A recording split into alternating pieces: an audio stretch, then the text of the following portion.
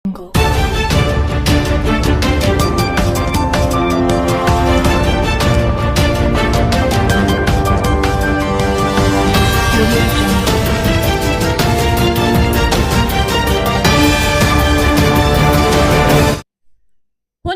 News ಚಾನೆಲ್ಗೆ ಸ್ವಾಗತ.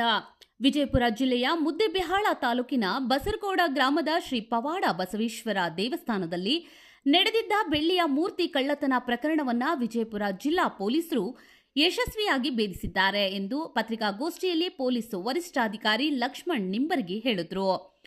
ಪ್ರಕರಣ ಸಂಬಂಧ ಗುಜರಾತ್ ಹಾಗೂ ರಾಜಸ್ಥಾನ ಮೂಲದ 3 ಆರೋಪಿಗಳನ್ನು ಬಂಧಿಸಿರುವ ಪೊಲೀಸರು ಸುಮಾರು 52.70 ಲಕ್ಷ ಮೌಲ್ಯದ ವಸ್ತುಗಳನ್ನು ವಶಪಡಿಸಿಕೊಂಡಿದ್ದಾರೆ. ಜುಲೈ 5ರ ರಾತ್ರಿ ದೇವಸ್ಥಾನದ ಬೀಗ ಮುರಿದು ಒಳನುಗ್ಗಿದ ಆರೋಪಿಗಳು 32 ಕೆಜಿ ತೂಕದ ಬೆಳ್ಳಿಯ ಶ್ರೀ ಪವಾಡ ಬಸವೇಶ್ವರ ಮೂರ್ತಿಯನ್ನ ಕಳವು ಮಾಡಿದ್ರು. ನಂತರ ಮೂರ್ತಿಯನ್ನ ತುಂಡುಗಳಾಗಿ ಕತ್ತರಿಸಿ ಹೆಚ್ಚಿನ ಭಾಗವನ್ನ ಕರಗಿಸಿ ಬೆಳ್ಳಿಯ ಗಟ್ಟಿಗಳನ್ನಾಗಿ ಮಾಡಿ ಮಾರಾಟಕ್ಕೆ ಯತ್ನಿಸಿದ್ದಾಗಿ ತನಿಖೆಯಲ್ಲಿ ಬೆಳಕಿಗೆ ಬಂದಿದೆ. ಆರೋಪಿಗಳಿಂದ ಮೂರ್ತಿಯ ತುಂಡುಗಳು, ಕರಗಿಸಿದ ಬೆಳ್ಳಿಯ ಗಟ್ಟಿಗಳು, ನಗದು, ಮೊಬೈಲ್ ಫೋನ್ಗಳು, ಕಾರು ಹಾಗೂ ಕಳ್ಳತನಕ್ಕೆ ಬಳಸಿದ ಉಪಕರಣಗಳನ್ನು ಪೊಲೀಸರು ವಶಪಡಿಸಿಕೊಂಡಿದ್ದಾರೆ. ಪ್ರಕರಣದಲ್ಲಿ ಇನ್ನು ಕೆಲವರ ಪಾತ್ರದ ಶಂಕೆ ಇದ್ದು ತನಿಖೆ ಮುಂದುವರೆದಿದೆ. ಈ ಯಶಸ್ವಿ ಕಾರ್ಯಾಚರಣೆ ನಡೆಸಿದ ತನಿಖಾ ತಂಡವನ್ನ ಉತ್ತರ ವಲಯ ಐಜಿಪಿ ಪ್ರಶಂಸಿಸಿದ್ದಾರೆ. 5ನೇ ಜುಲೈ 5/7/2026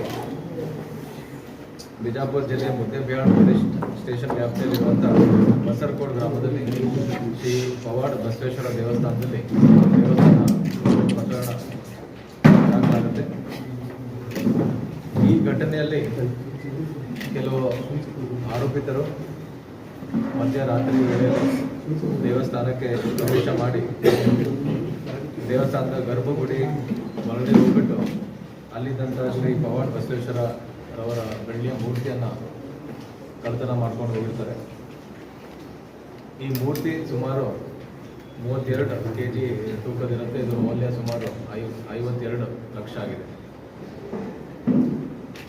ಇಷ್ಟು ಬೆಲೆ ಬಾಳುವ ಒಂದು ಕಳ್ಳತನ ಪ್ರಕರಣ ವರದಿಯಾಗಿತ್ತು. ಅದಲ್ಲದೆ ನಮ್ಮೆಲ್ಲರಿಗೂ ಗೊತ್ತಿರೋ ಹಾಗೆ ಈ ಒಂದು ದೇವಸ್ಥಾನ ಬಹಳ ಪ್ರಸಿದ್ಧವಾದಂಥ ದೇವಸ್ಥಾನ ಮತ್ತು ಮಹತ್ವವಾದಂಥ ದೇವಸ್ಥಾನ.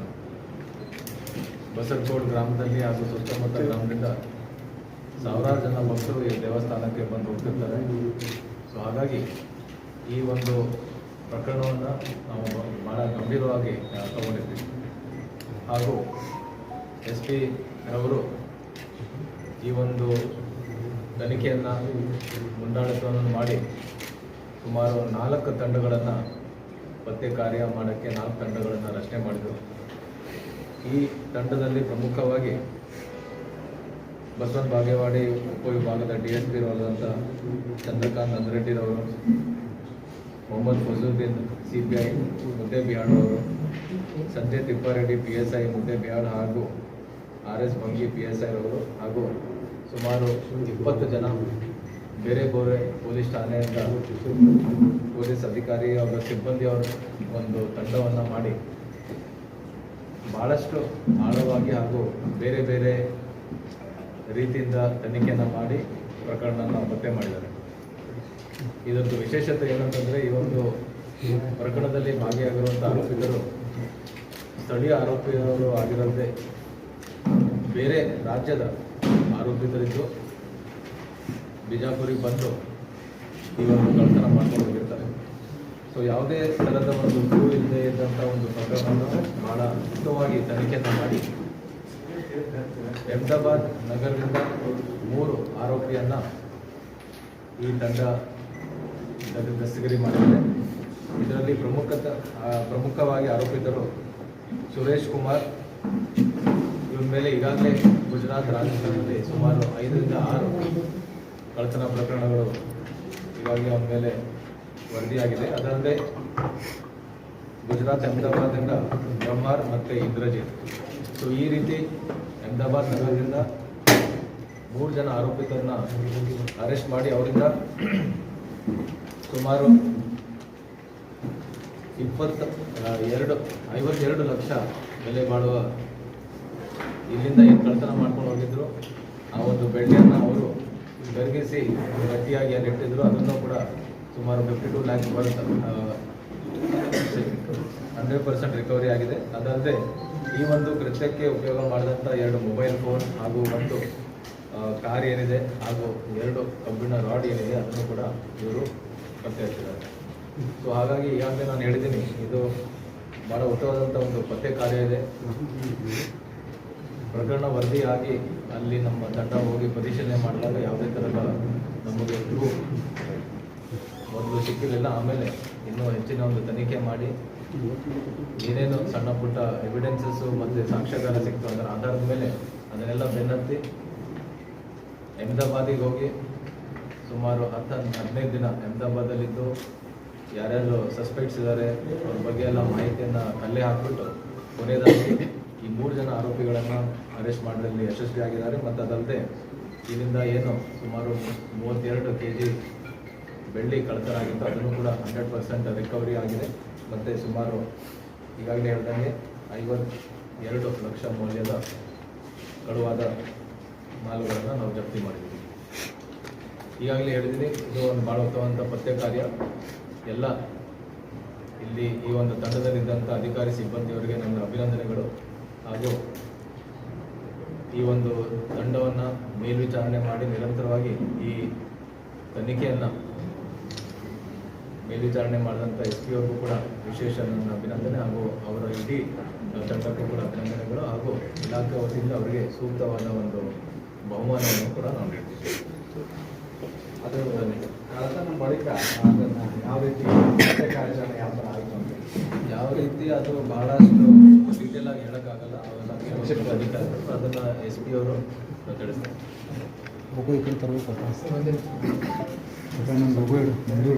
ಸಂಬಂಧಪಟ್ಟಂತೆ ಈ ಅಪರಾಧಿಗಳು ಜೂನ್ ತಿಂಗಳಲ್ಲಿನೇ ಒಂದು ಸಾರಿ ಬಂದು ಹೋಗಿರ್ತಾರೆ. ಬಂದು ಹೋಗಿ ದೇವಸ್ಥಾನದ ಒಂದು ಸಂಪೂರ್ಣವಾದಂಥ ವಿವರವನ್ನು ಮತ್ತೆ ರೇಖೆ ಮಾಡಿರ್ತಾರೆ. ಎಂಟ್ರಿ ಹೇಗಿದೆ, ಎಕ್ಸಿಟ್ ಹೇಗಿದೆ, ಮತ್ತು ಮೂರ್ತಿ ಹೇಗಿದೆ, ಯಾವ ರೀತಿ ಇಟ್ಟಿದ್ದಾರೆ.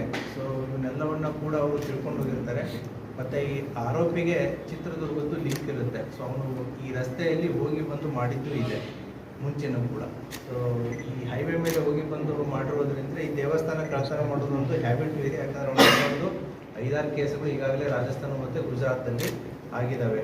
ಆ ಹಿನ್ನೆಲೆಯಲ್ಲಿ ಬಸವಕೋಟೆಗೆ ವಿಸಿಟ್ ಕೊಟ್ಟಾಗ ಈ ಟೆಂಪಲ್ ತಾವು ನೋಡಿದರೆ ಆ ಮೂರ್ತಿಯನ್ನು ಜಸ್ಟ್ ಲಿಫ್ಟ್ ಮಾಡಿ ಇಡೋ ರೀತಿ ಇದೆ. ಸೊ ಅಂದರೆ ಇದು ನಾಟ್ ಫಿಕ್ಸ್ ಮಾಡಿಲ್ಲ ಅದನ್ನು. ಸೊ ನೋಡ್ಕೊಂಡು ಹೋಗಿರ್ತಾರೆ. So on the day of offence ರಾತ್ರಿ ಹೊತ್ತು ಬಂದುಬಿಟ್ಟು ಅಲ್ಲೆಲ್ಲ ಉಳಿದವರೆಲ್ಲ ಮಲಗಿದಾಗ ಅದನ್ನು ತೊಗೊಂಡು 5th night and 6th early morning offence ಆಗಿದೆ. 8ನೇ ತಾರೀಕು ಹೋಗ್ಬಿಟ್ಟೆ ಆ ಮೂರ್ತಿಯನ್ನು 4 ತುಂಡುಗಳನ್ನಾಗಿ ಮಾಡಿ ಮೆಲ್ಟ್ ಮಾಡಿ ಅದನ್ನು ಡಿಸ್ಪೋಸ್ ಮಾಡಿರ್ತಾರೆ. ಯಾಕಂದರೆ ಮೊದಲನೇ ಆರೋಪಿ ಏನಿದ್ದಾನೆ ಇವನು ಮುಂಚೆ ಒಂದು ಸ್ವಲ್ಪ ಬಂಗಾರದ ಅಂಗಡಿಯಲ್ಲಿ, ಬೆಳ್ಳಿ ಅಂಗಡಿಯಲ್ಲಿ ಕೆಲಸ ಮಾಡಿನೂ ಕೂಡ ಇವನಿಗೆ ರೂಢಿ ಇರುತ್ತೆ. ತದನಂತರ based upon lot of human efforts, so ಸಾಕಷ್ಟು ತನಿಖೆಯಲ್ಲಿ ಎಫರ್ಟ್ಸ್ಗಳನ್ನ ಮಾಡಿ ಇವರ ಬಗ್ಗೆ ಸ್ವಲ್ಪ ಮಾಹಿತಿಯನ್ನು ಕಲೆಕ್ಟ್ ಮಾಡಿ ಸುಮಾರು 15 days ಅಹಮದಾಬಾದಲ್ಲೇ ನಮ್ಮ ತನಿಖಾ ತಂಡ ಅಲ್ಲೇ ಇದ್ದು ಈ ಆರೋಪಿಗಳನ್ನ ಪತ್ತೆ ಮಾಡಿ ತೊಗೊಂಬಂದಿದ್ದಾರೆ. ಸೊ ಏನು ಡಿಸ್ಪೋಸ್ ಮಾಡಿದ್ರು, ಸೊ ಡಿಸ್ಪೋಸ್ ಮಾಡೋದ್ರ ಕಡೆ ಹತ್ರ ಈ ಗಟ್ಟಿ ಬೆಳ್ಳಿ ಸುಮಾರು 23 kg 1 kg ಗಟ್ಟಿ ಬೆಳ್ಳಿ ಇದೆ. ಮತ್ತು 4 kg ಕೂಡ ಅದು ಮೂರ್ತಿ ತುಂಡು ಮಾಡಿದಂಥ ಬೆಳ್ಳಿನೂ ಕೂಡ ಸಿಕ್ಕಿದೆ. ಸೊ 100% ರಿಕವರಿ ಆಗಿದೆ. ತನಿಖಾ ತಂಡ ಸುಮಾರು 1 ತಿಂಗಳಿಗಿಂತಲೂ ಹೆಚ್ಚು ಇದರಲ್ಲಿ ಶ್ರಮ ವಹಿಸಿ ಇದನ್ನು ಪತ್ತೆ ಮಾಡಿದ್ದಾರೆ. 32 kg ಅದು 75% ಪ್ಯೂರಿಟಿ ಇರುವಂಥ ಬೆಳ್ಳಿ. ಸೊ ಅದಕ್ಕೆ ದೇವಸ್ಥಾನ ಕಮಿಟಿಯವರು ಬಂದಿದ್ದಾರೆ, if I am not wrong. 75% purity, but ಈಗ ನಮ್ಮ 23 kg ಇದೆ, ಇಟ್ ಇಸ್ 99% ಪ್ಯೂರಿಟಿ ಇದೆ. ಸೊ ಹಾಗಾಗಿ ಕರಗಿಸಿ ಕೊಟ್ಟಾದ ಮೇಲೆ then the recovery is like ಅವ್ರು ಎಷ್ಟು ಅವ್ರಿಗೆ ಬಂದಿರುತ್ತೆ ಅದನ್ನು ಕೊಡ್ತಾರೆ. So on the purity wise it is 100% recovery ಆಗಿದೆ. ಇಲ್ಲೂ ಅಹಮದಾಬಾದಲ್ಲಿರುವಂಥ ವ್ಯಕ್ತಿ ಬಸವಕೋಟೆ ಗ್ರಾಮದಲ್ಲಿರುವಂಥ ಇಂಥ ಮೂರ್ತಿಗೆ ಲಿಂಕ್ ಏನೋ ಒಂದು ಸ್ಥಳೀಯ ಲಿಂಕ್ ಅದು ಸ್ಥಳೀಯವಾಗಿ ಏನೂ ಇಲ್ಲ. ಅವರು ಚಿತ್ರದುರ್ಗದಲ್ಲಿ ಕೌಟುಂಬಿಕ ಸಂಬಂಧಗಳು ಇರೋದರಿಂದ ಹೋಗಿ ಬರೋದು ಅವ್ನಿಗೆ ಗೊತ್ತಿದೆ, ಈ ರಸ್ತೆ ಗೊತ್ತಿದೆ. ಬಟ್ ಇವನು ಟೆಂಪಲ್ಸ್ಗಳನ್ನ ಸರ್ಚ್ ಮಾಡಿದ್ದಾರೆ ಇವರು. ಇದೇ ಬಸವಕೋಟೆ ಮಾಡಬೇಕು ಅಂತ ಮಾಡಿದ್ದಲ್ಲ. ಸೊ ಈ ರೀತಿ ಹೈವೇ ಅಕ್ಕಪಕ್ಕ ಇರುವಂಥ ವಿಲೇಜಸ್ಗಳಿಗೆ ಹೋಗಿಬಿಟ್ಟು ಚೆಕ್ ಮಾಡಿದಾಗ ಈ ದೇವಸ್ಥಾನ ಅವರಿಗೆ ಈಸಿ ಟಾರ್ಗೆಟ್ ಆಗಿದೆ. ಊರು ಹೊರಗಡೆ ಇದೆ, ವಿಶಾಲವಾಗಿದೆ, ದೊಡ್ಡದಿದೆ. ಮತ್ತು ಆ ದೇವಸ್ಥಾನಕ್ಕೆ ಹೋಗಿ ನೋಡಿದಾಗಲೂ ಕೂಡ ಮೂರ್ತಿಯನ್ನು ಲಿಫ್ಟ್ ಮಾಡೋದಕ್ಕೆ, ತೆಗೆಯೋದಕ್ಕೆ they have found the opportunity. ಹಾಗಾಗಿ ದೇ ಹ್ಯಾವ್ ಟಾರ್ಗೆಟ್. ಈ ಆರೋಪಿಗಳು ಮೊದಲು ಯಾವುದಾದ್ರೂ ಇದ್ರೊಳಗೆ ಅದೇ ಈ ಆರೋಪಿಗಳಾಗಿದ್ದಾರೆ 3 ಜನ ಆರೋಪಿತರಲ್ಲಿ ಮೊದಲನೇ ಆರೋಪಿ ಏನು ತಮಗೆ ಕೊಟ್ಟಿದೆ ಸುರೇಶ್ ಕುಮಾರ್ ಅನ್ನೋನ್ ಮೇಲೆ, ಅವನ ಮೇಲೆ ಗುಜರಾತ್ ಮತ್ತೆ ರಾಜಸ್ಥಾನದಲ್ಲಿ ಒಟ್ಟು 5 ಕೇಸ್ಗಳು, ಕರ್ನಾಟಕದಲ್ಲಿ ಇದೇ first case. Thank you. Police ತಂಡಕ್ಕೆ ತನಿಖೆಯನ್ನು ಪ್ರಗತಿ ಇಲ್ಲ ಇತ್ತು.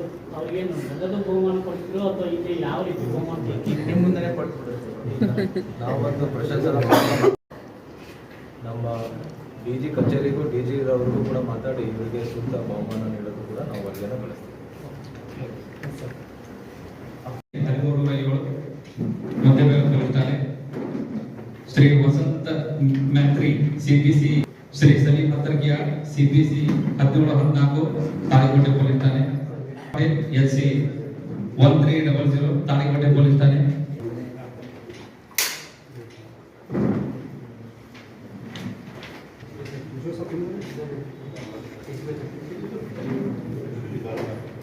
ತಾಳಿಕೋಟೆ ಪೊಲೀಸ್ ಠಾಣೆ.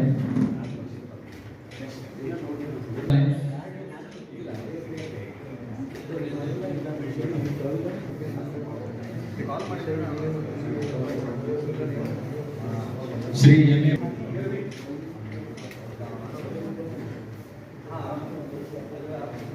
ಶ್ರೀ ಸಂಜಯ್ ತಿಪ್ಪರೆಡ್ಡಿ PSI ಕಾನೂನು ಸುವ್ಯವಸ್ಥೆ ಮಧ್ಯಭಾಗ ಪೊಲೀಸ್ ಠಾಣೆ. ಶ್ರೀ RS ಭಂಗಿ PSI ಅಪರಾಧ ಮಧ್ಯಭಾಗ ಪೊಲೀಸ್ ಠಾಣೆ. ಶ್ರೀ ಮೊಹಮ್ಮದ್ ಫಸೀವುದ್ದೀನ್ CPI ಮಧ್ಯಭಾಗ ವೃತ್ತ.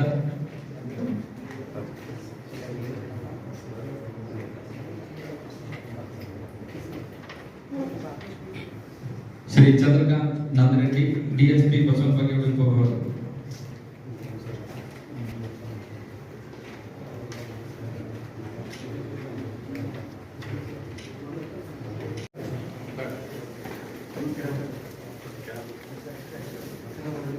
ಸರ್ ಈ ಕಡೆ ನೋಡಿ, ಈ ಕಡೆ ನೋಡಿ.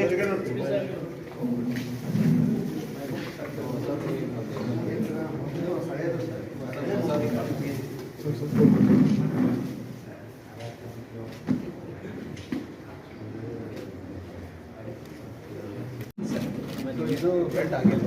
ಬೆಲ್ಟ್ ಆಗಿದೆ ಸರ್, ಅವ್ನಿಗೆ ರೈಟ್ ಸೈಡ್.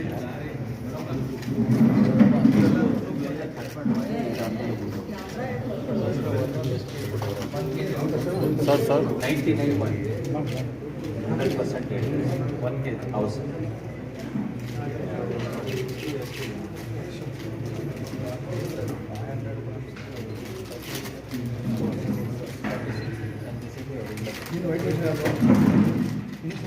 ಇದು ಬೆಲ್ಟ್ ಆಗಿಲ್ಲ.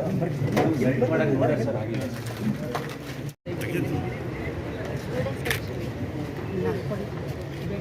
ಭಾಳ ಡೇಂಜರ್ ಇದೆಯಾ ನಮ್ಮದೇನು ಗೋಡೆ ಮೇಲೆ ಸಿಮೆಂಟ್ ಅದು ಕಲಿತಾರೆ ಸರ್, ಅದು ಕಟ್ಸ್ ಹಾಕೊಂಡು ನೋಡಿದರೆ ಮತ್ತು ಹಸಿರು ಸರ್, ಸಿಂಥೆಟಿಕ್ DNA ಮತ್ತು ಸೆಕ್ಸುವಲ್ ಅಸಾಲ್ಟ್ ಕೇಸ್ ಏನು ಮಾಡೋದು ನೀವು ಅದು ಮಾಡ್ಕೊಂಡು